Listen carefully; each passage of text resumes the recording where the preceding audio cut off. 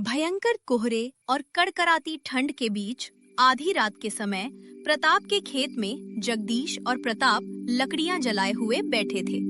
ठंड इतनी थी कि आग की लपटें भी कमजोर लग रही थीं। वैसे तो सर्दी के समय में कोहरा रात में पड़ता ही है, लेकिन आज रात धुंध कुछ ज्यादा नहीं है। तू सही कह रहा है प्रताप। मुझे लगता है कि हम दोनों को आज रात खेत में आना ही नहीं चाहिए था। इतनी सर्दी में तो घर पर कंबल ओढ़ के सोने में ही आनंद आता है।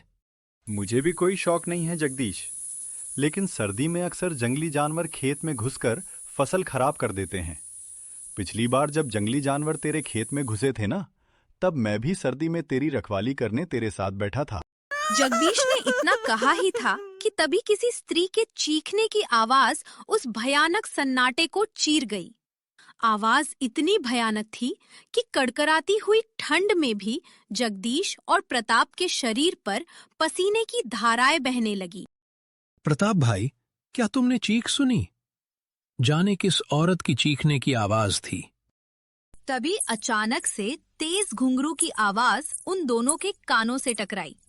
प्रताप तुरंत घुंघरू की आवाज की दिशा की ओर बढ़ने लगा। प्रताप भाई, मुझे कुछ गड़बड़ लग रही है। मुझे लगता है कि हमें यहाँ से नहीं उठना चाहिए। अरे तू यहीं बैठ जगदीश, मैं अभी आता हूँ। हो सकता है कोई औरत मुसीबत में हो। प्रताप घुंघरू की आवाज का पीछा करता हुआ एक घने पेड़ के नजदीक जा पहुंचा, मगर सामने का दृश्य देखकर प्रताप आश्चर्य में पड़ गया। पेड़ के नीचे एक बेहद सुंदर युवती लाल वस्त्र पहने हुए प्रताप को प्रेम भरी नजरों से देख रही थी। कौन हो तुम? और इतनी रात गए इस घने जंगल में क्या कर रही हो? क्या कुछ देर पहले तुम ही चिल्लाई थी? और तुम्हारा नाम क्या है? एक बार में इतने ढेर सारे सवाल कर दोगे तो फिर मैं जवाब कैसे दे पाऊंगी? मैं कौन हूँ तुम्हें कुछ देर बाद पता लग जाएगा। और हाँ, अभी कुछ क्षण पहले ही मैं चिल्लाई थी। और रहा सवाल मेरे नाम का, तो मेरे कई नाम हैं। मुझे अलग अलग युगों में अलग अलग नाम से बुलाया गया है, लेकिन मेरा सबसे प्रसिद्ध नाम यक्षिणी है। यक्षिणी? ये कैसा नाम है? वैसे तो ये मेरा नाम है, लेकिन तुम्हारे लिए तुम्हारी मौत है। इतना बोलकर यक्षिणी का सुंदर चेहरा भयानक चेहरे में परिवर्तित हो गया। उसकी आंखों की पुतलियां सफेद हो गईं और उसका चेहरा किसी कोयले की तरह काला पड़ गया। अचानक यक्षिणी ने अपने पंजे प्रताप के सीने में गाड़ दिए। प्रताप की दिल दहला देने वाली चीख जंगल में गूंजने लगी। ये तो प्रताप भाई, ये तो प्रताप भाई के चीखने की आवाज है। इतना बोलकर जगदीश प्रताप की चीख की दिशा की ओर दौड़ने लगा। कुछ ही देर में जगदीश ने देखा कि प्रताप की लाश झाड़ियों में पड़ी थी। अगले दिन प्रताप की लाश को वज्रपुर गांव के इर्द गिर्द देखकर गांव के लोग खड़े थे। उनमें गांव का ठाकुर रणधीर सिंह भी था। जहाँ तक मुझे पता लगा है, तुम अपने मित्र प्रताप के साथ उसके खेत की रखवाली कर रहे थे, और तुम कह रहे हो कि तुमने देखा ही नहीं कि तुम्हारे मित्र को कौन मारकर चला गया। ठाकुर साहब, मेरी बात का विश्वास कीजिए। मैं और प्रताप बातें कर रहे थे कि तभी हम दोनों के कानों में किसी औरत की चीख टकराई। चीख सुनकर प्रताप भाई चीख की दिशा की ओर चल पड़े। मैंने ऐसा करने के लिए मना किया, लेकिन वो नहीं माने, और कुछ देर बाद प्रताप भाई की चीखें मेरे कानों में टकराईं। जब मैं दौड़ते हुए पहुंचा तो मेरे सामने प्रताप भाई की लाश पड़ी थी। ठाकुर साहब, प्रताप की स्थिति बता रही है कि इसकी हत्या किसी इंसान ने नहीं की। तुम कहना क्या चाहते हो? ठाकुर साहब, मुझे विश्वास है कि इसकी हत्या जरूर किसी चुड़ैल या पिशाचिनी ने की है। बात तो तुम सही कह रहे हो। जब मैंने प्रताप की लाश को पहली बार देखा तब मुझे भी यही लगा था, लेकिन तुम चिंता मत करो। मैंने एक साधु महाराज को यहाँ पर बुलवाया है, जो कुछ ही देर में हमारे गांव में आ जाएंगे। इतना बोलकर ठाकुर रणधीर सिंह अपनी हवेली चला गया। ठाकुर रणधीर सिंह को चिंतित अवस्था में देखकर उसकी पत्नी सरोजनी उससे बोली, आपके चेहरे पर ये चिंता की लकीरें क्यों झलक रही हैं? सरोजनी, प्रताप की जिस तरह से हत्या हुई है, मुझे शक है कि ये हत्या किसी चुड़ैल या पिशाचिनी ने ही की है। आपकी बात सुनकर तो मुझे बहुत डर लग रहा है। हमारा बड़ा बेटा बलवंत भी यहाँ पर नहीं है। बलवंत को तो मैं समझा कर थक गया हूँ सरोजनी। पता नहीं वो अपनी जिम्मेदारी कब समझेगा। इतना बोलकर ठाकुर रणधीर सिंह अपने कमरे की ओर बढ़ गया। ठाकुर रणधीर सिंह अपने कमरे के अंदर घुसा ही था कि तभी उसके कानों में किसी लड़की की मधुर आवाज टकराई। कैसे हो ठाकुर? तुम्हारे चेहरे पर ये गुस्सा अच्छा नहीं लगता। आवाज सुनकर ठाकुर रणधीर सिंह ने जैसे ही पलट कर देखा तो वो आश्चर्य में पड़ गए। कौन हो तुम? और तुम मेरे कमरे में कैसे आई? तुम तो ठाकुर हो, तुम्हारे ऊपर डर शोभा नहीं देता। मैं वही हूँ जिसने प्रताप को मौत के घाट उतारा। विश्वास करो, उसका ताजा खून इतना स्वादिष्ट था, अभी भी उसके खून का जायका मेरी जुबान पर है। अब देखती हूँ तुम्हारा खून कैसा है। लेकिन तुम्हें मरने से पहले मैं तुम्हें बता देती हूँ कि मैं कौन हूँ। मुझे यक्षिणी कहते हैं। इतना बोलकर यक्षिणी का चेहरा फिर से भयानक चेहरे में परिवर्तित हो गया। कुछ ही देर में ठाकुर रणधीर सिंह की चीखें हवेली में गूंजने लगी। यक्षिणी ठाकुर रणधीर सिंह के शरीर का सारा खून पीकर काले धुएं में परिवर्तित होकर वहां से गायब हो गई। अपने पति की चीख सुनकर सरोजनी जैसे ही अपने कक्ष में आई, अपने पति की भयानक अवस्था में पड़ी लाश को देखकर बेहोश हो गई। कुछ देर बाद सरोजनी की जब आंख खुली तो उसने देखा कि उसका बेटा बलवंत उसके सामने खड़ा था। भगवान का लाख लाख शुक्र है माँ, आपको होश आ गया। तुम्हारे पिता को न जाने कौन मार कर चला गया।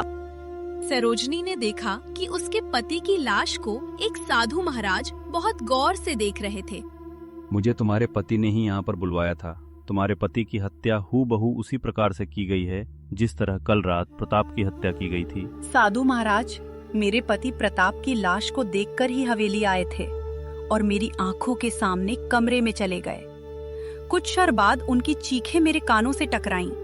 जब मैं दौड़ती हुई कमरे में आई तो कमरे में कोई नहीं था और मेरे पति की लाश यहाँ पड़ी थी। प्रताप और ठाकुर की लाशों की भयानक स्थिति को देखकर मैं विश्वास से कह सकता हूँ कि कलवा और ठाकुर की हत्या एक यक्षिणी ने की है। अब आप कहना क्या चाहते हैं साधु महाराज?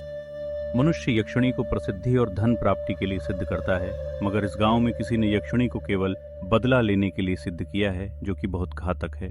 प्रताप की हत्या हो जाना और तुम्हारे पिता की उनके कक्ष में ही हत्या हो जाना आने वाले भविष्य के लिए अच्छे संकेत नहीं है। तो फिर कुछ कीजिए साधु महाराज, आप तो पहुँचे हुए साधु हैं। यक्षिणी का अंत करना इतना आसान नहीं होता बच्चा। सबसे पहले हमें उस व्यक्ति का पता लगाना होगा जिसने यक्षिणी को सिद्ध किया है। जब तक उसका पता नहीं लग जाता हम कुछ नहीं कर सकते। इतना बोलकर साधु सरोजनी की ओर देखकर रहस्यमय अंदाज में बोले, तुम्हें किसी पर शक है? मेरे पति की किसी से कोई दुश्मनी नहीं थी। मेरे परिवार में मेरा बड़ा बेटा बलवंत है और मेरा छोटा बेटा अभिनव अपनी पत्नी के साथ शहर में रहता है। मेरे पति के छोटे भाई ठाकुर दमन सिंह जरूर एक बिगड़ैल व्यक्ति थे, मगर मेरे पति ने तो उसे बरसों पहले हवेली से धक्के मारकर बाहर निकाल दिया था। यक्षिणी की साधना किसने की है? इस बात का पता लगाने के लिए मुझे एक यज्ञ करना होगा। मैं वही करने जा रहा हूँ। अपने पिता के बाद तुम ही इस गांव के ठाकुर हो बलवंत, इसलिए गांव के लोगों के जान माल की जिम्मेदारी अब तुम्हारे ऊपर है। गांव में सबसे बोल देना कि कोई भी रात के समय बाहर न निकले। और तुम्हारी माँ ने बताया कि तुम्हारा छोटा भाई अभिनव शहर में रहता है।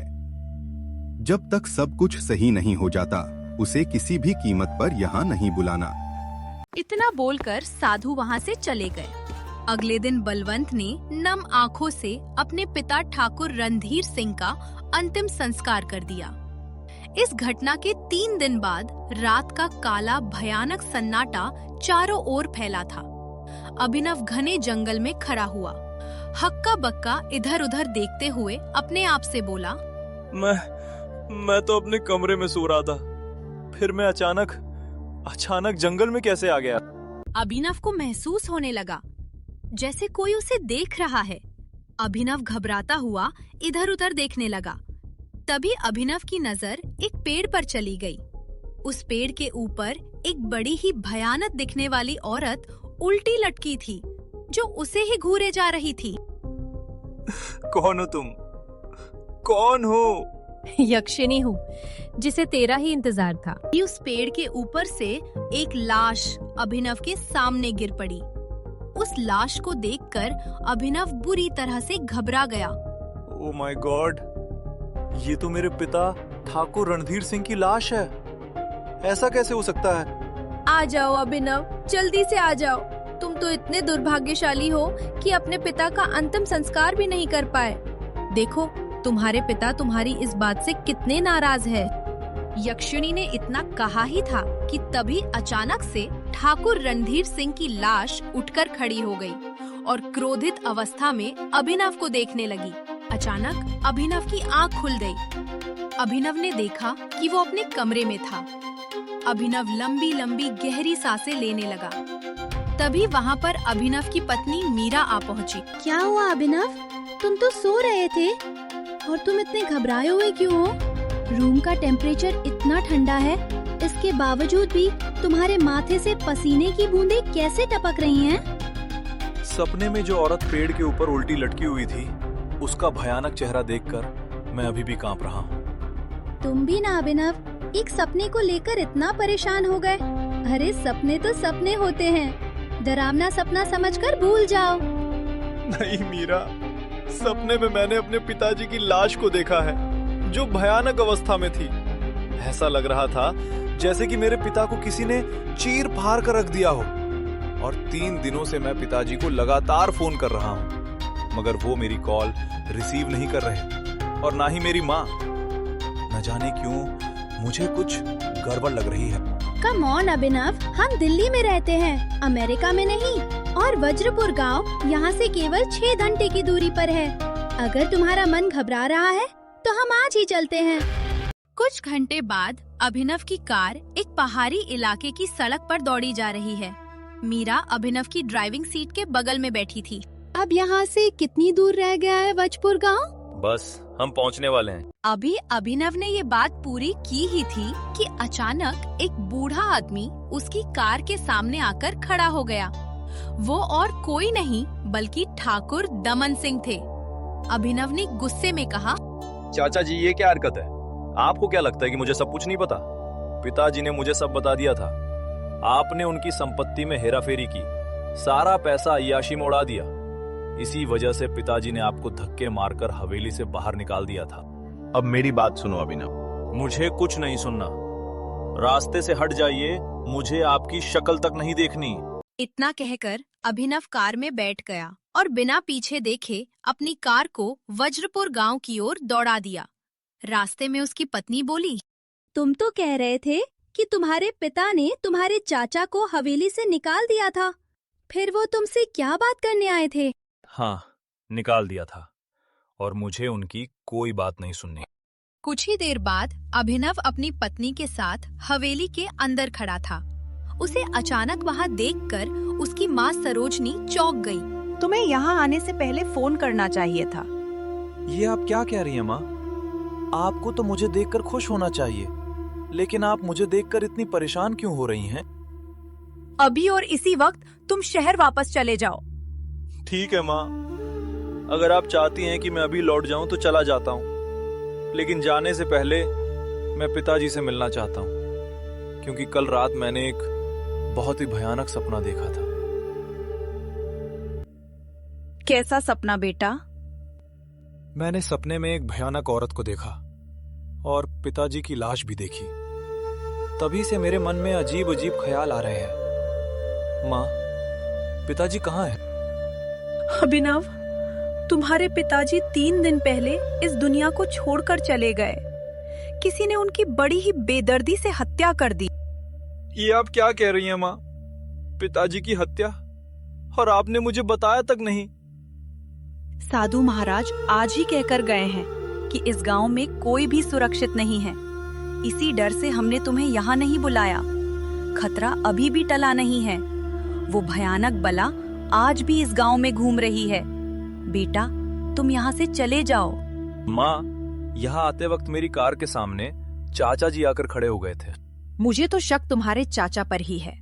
वो तुम्हारे पिता से बहुत जलते थे। इसी बीच वहाँ बलवंत आ पहुँचा।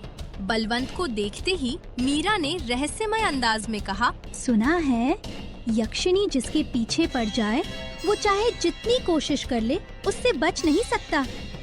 अगर यक्षिणी अभिनव को मारना चाहती है तो उसका मरना तय है। ये सुनकर सरोजनी और अभिनव बुरी तरह चौंक गए। अचानक मीरा का चेहरा बदलने लगा। उसकी आंखें लाल हो गईं और वो यक्षिणी के भयानक रूप में बदल गईं। तुझे क्या लगता है शहर से यहाँ तक तेरी पत्नी साथ आई है?